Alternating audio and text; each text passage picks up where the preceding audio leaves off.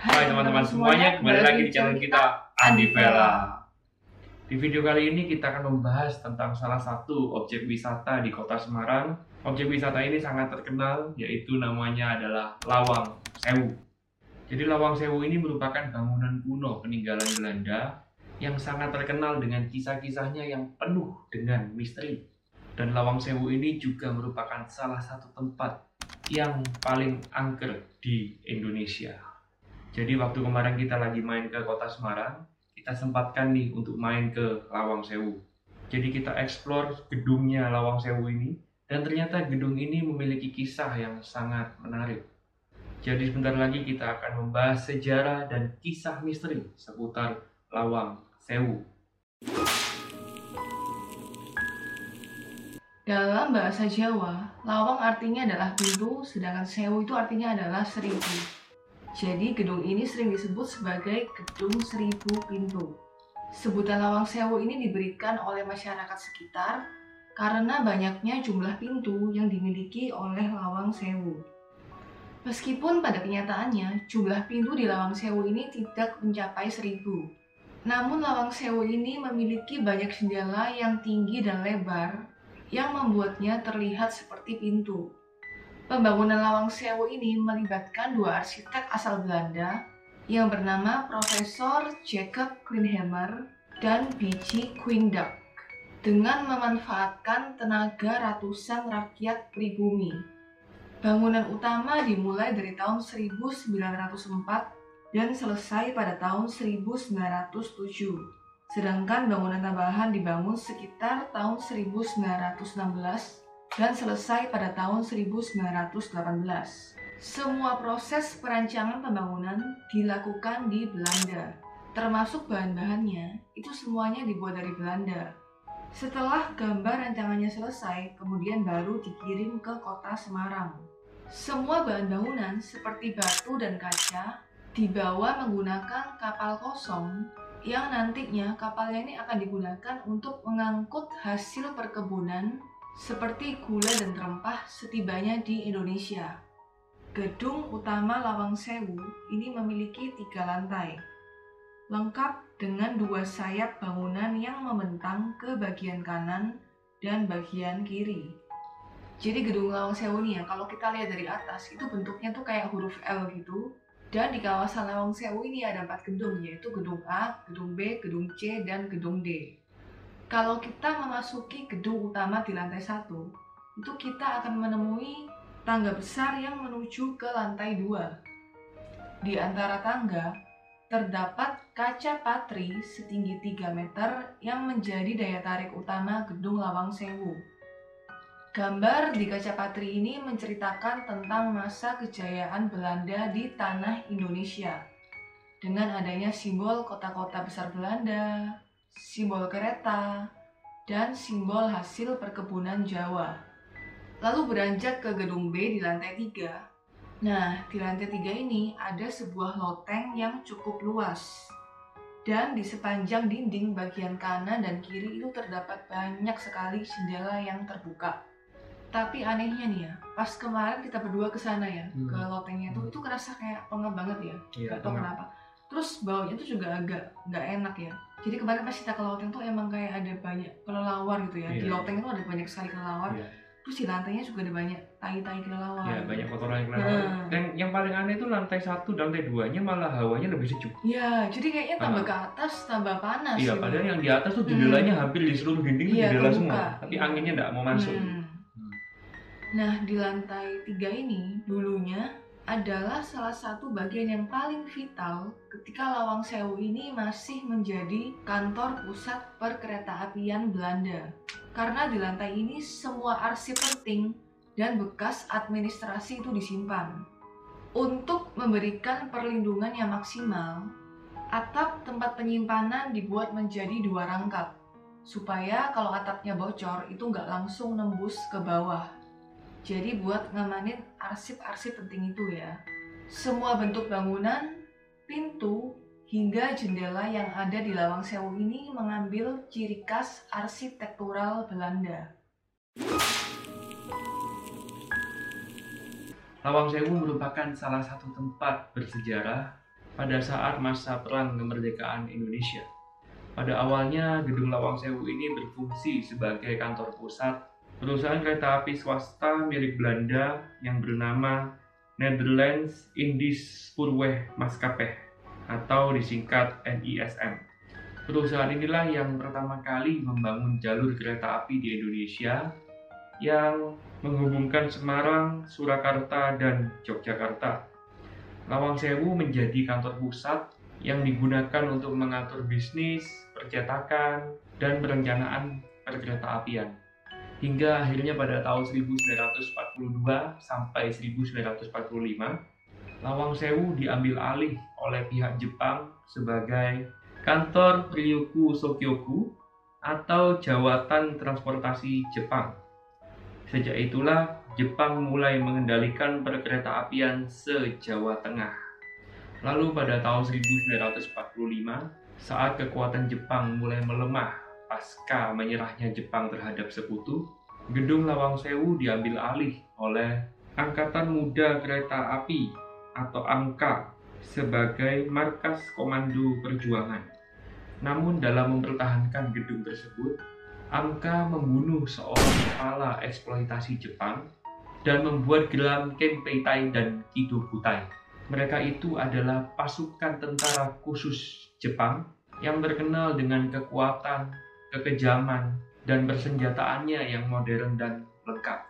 Kejadian tersebut merupakan salah satu penyebab terjadinya peristiwa pertempuran 5 hari di Semarang yang terjadi di kawasan Lawang Sewu antara Angkatan Muda Kereta Api atau AMKA melawan penjajah Jepang.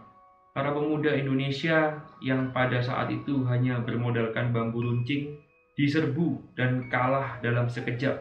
Ketika itu kondisi halaman Lawang Sewu sangat kacau dan banyak pemuda Indonesia menjadi korban di sana. Pertempuran ini berlangsung selama 5 hari dan memakan korban jiwa sebanyak 2.000 orang Indonesia dan 850 tentara Jepang.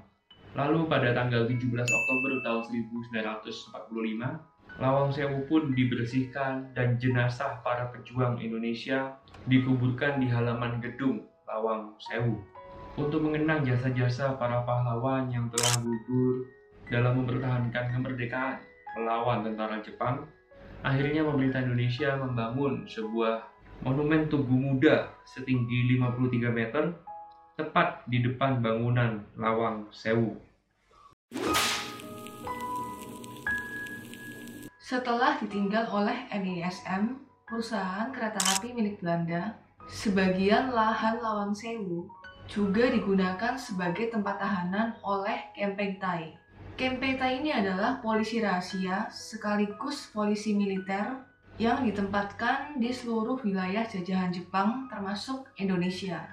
Kempeitai ini pada zaman dulu itu terkenal karena kekejamannya, dan dia ini menggunakan ruang bawah tanah di Lawang Sewu sebagai tempat tahanan. Dan penjara bawah tanah ini konon katanya merupakan tempat yang paling menyeramkan di Lawang Sewu. Karena dulunya beberapa ruangan di sini dijadikan tempat eksekusi massal terhadap para pejuang Indonesia ketika Jepang masih menjajah Indonesia. Di masa pemerintahan Belanda, waktu tempat ini masih difungsikan sebagai perusahaan kereta api, sebenarnya ruangan basement ini digunakan sebagai tempat aliran air untuk menyejukkan suasana yang ada di Lawang Sewu. Tapi sejak zaman pendudukan Jepang, gedung ini berubah fungsi menjadi markas militer bagi tentara Jepang, dan ruang bawah tanah di gedung ini dialihfungsikan menjadi penjara tempat para pejuang Indonesia dikurung dan dieksekusi. Buat menuju ke ruang bawah tanah ini, kita harus melewati sebuah tangga besi ini. Nah, setelah sampai di bawah, kita bisa lihat penjara-penjara yang dulu bekasnya tempat penyiksaan ini. Ada beberapa jenis penjara di sini, yaitu penjara berdiri, penjara jongkok, dan ruang eksekusi. Kalau yang penjara jongkok, sesuai namanya, para tahanan ini dipaksa untuk berjongkok. Jadi bentuk penjaranya itu kayak bak mandi gitu, kotak-kotak, dan tingginya itu 1 meter. Para tahanan ini nanti dimasukkan ke dalam kotak dengan posisi jongkok, tanpa makan minum dan mereka direndam oleh air dingin sampai seleher, terus ditutup pakai jeruji besi. Jadi kondisinya di sini para tahanan itu dihukum mati ya, cuma secara pelan-pelan, jadi disiksa perlahan-lahan. Terus satu kotaknya itu ya bisa diisi sampai 7 orang, jadi mereka ada sek-sekan gitu di dalam. Jadi bisa dibayangkan ya gimana menderitanya para tahanan yang dimasukkan ke ruangan ini. Lalu yang kedua ada penjara berdiri. Nah, penjara berdiri itu merupakan penjara tambahan. Jadi dulunya penjara ini nggak ada, terus dibikin sama Jepang nih. Penjara ini digunakan sebagai lokasi penampungan tahanan. Tahanan yang tertangkap dimasukkan ke dalam ruangan tersebut dalam kondisi yang berdesak-desakan. Karena ukuran ruangannya itu cuma sekitar 1 meter kali 1 meter. Tapi yang dimasukin di sana itu sekitar 5 orang. Penjara ini juga ditutup jeruji besi. Jadi hal ini membuat para tahanan itu selalu berdiri. Mereka nggak bisa duduk karena kan sempit banget kan, satu kotak diisi 5 orang. Jadi kalau mereka duduk bakalan sesek banget gitu. Jadi nggak sedikit ya para tahanan yang meninggal di ruangan ini karena mereka kesesakan dan kekurangan oksigen. Lalu ada juga ruangan penyiksaan atau ruang eksekusi. Ruangan untuk pemenggalan kepala. Nah ini kalau kalian lihat ada besi-besi, ini dulunya dijadiin sebagai kaki meja. Jadi orangnya ini nanti berlutut di meja ini, terus langsung dipancung pakai samurainya orang Jepang di masa penjajahan itu. Menurut tour guide setempat sana, para tahanan yang tewas di sana itu langsung dibuang di sungai di dekat Lawang Sewu. Sungai ini disebut sebagai Sungai Merah oleh warga setempat karena sungai tersebut penuh dengan darah. Nah ini kondisi sungainya sekarang waktu kemarin kita pergi ke Lawang Sewu ya. Jadi lokasi sungainya ini persis di sebelahnya gedung Lawang Sewu. Nggak heran ya kalau kita lihat sejarah kelamnya Lawang Sewu ini mulai dari penggunaan Lawang Sewu sebagai penjara bawah tanah, ruang penyiksaan yang menewaskan banyak orang, yang membuat para pengunjung mengalami kejadian-kejadian mistis ketika mengunjungi Lawang Sewu. Di sekitar tahun 2002 yang lalu, kalau kalian ingat, pernah ada sebuah program reality show yang sempat populer yang bernama Dunia Lain. Acara ini tuh konsepnya kayak uji nyali, jadi di mana peserta itu disuruh bertahan di suatu tempat yang angker selama 1 malam. Nah, yang bikin acara ini menjadi terkenal itu karena banyak sekali terlihat di kamera adanya penampakan dari makhluk halus hampir di setiap episodenya. Jadi ada salah satu peserta yang ikutan acara ini dan dia duduk di salah satu lorong di dalam gedung Lawang Sewu ini. Nah, nggak lama setelah peserta ini duduk terdiam di sana, tiba-tiba terlihat ada sosok kuntilanak di salah satu mulut pintu. Bahkan ada suara ketawanya juga, yang saking seremnya sampai membuat peserta uji nyali menyerah.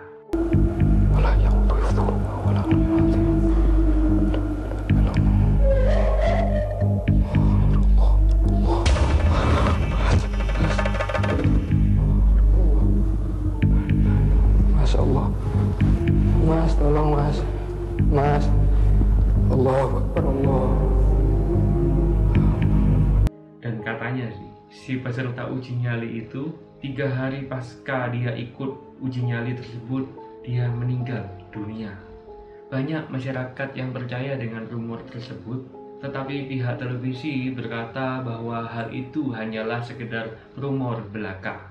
Tetapi sampai sekarang tidak ada pihak yang bisa memastikan apakah peserta tersebut memang betul-betul sudah meninggal dunia atau masih hidup.